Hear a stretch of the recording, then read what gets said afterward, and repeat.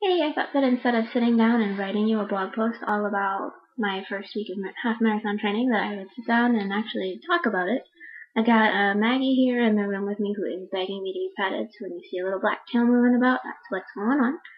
I thought that I would share with you just some of my thoughts and my experiences as I set out to run a total of 17 miles this week. My short runs were 3 miles each, and my long run was 5 miles. I'm actually really looking forward to tomorrow as a rest day because it means that I get an extra 45 minutes of sleep.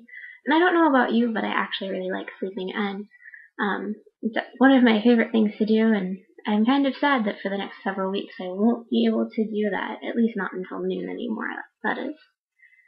This morning I crawled out of bed, went for a 3.5 mile run, and it was during that run that I realized just how much I was wrong about running not being a mental game.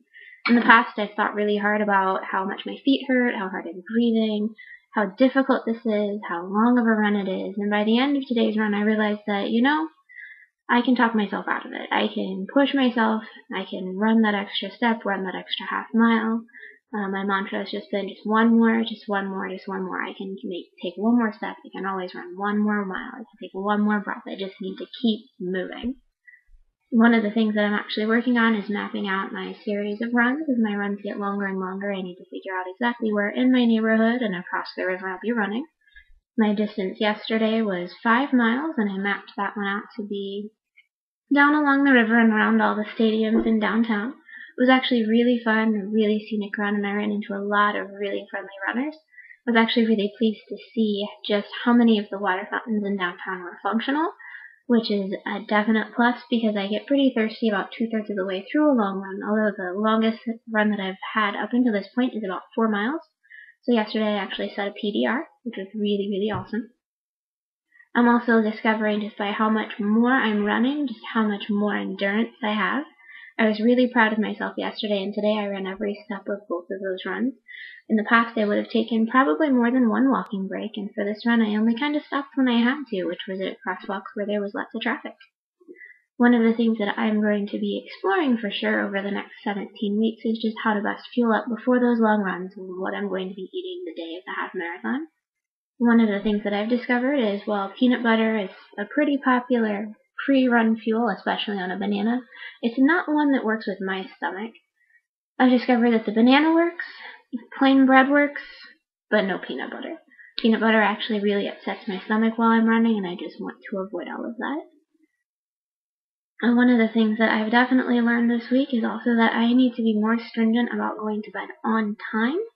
I definitely felt my love of staying up late and not getting up early so much yesterday. I was up well past 1 o'clock and woke up pretty early to get my run in before we had to run errands and get our new driver's licenses. And I definitely felt every single step of that 5 mile run yesterday. The boy can definitely vouch for this, but I was cranky. I was just not a pleasant person to be around. I wanted to eat the contents of my fridge, but I didn't. I did eat a lot of pumpkin pie and a lot of whipped cream.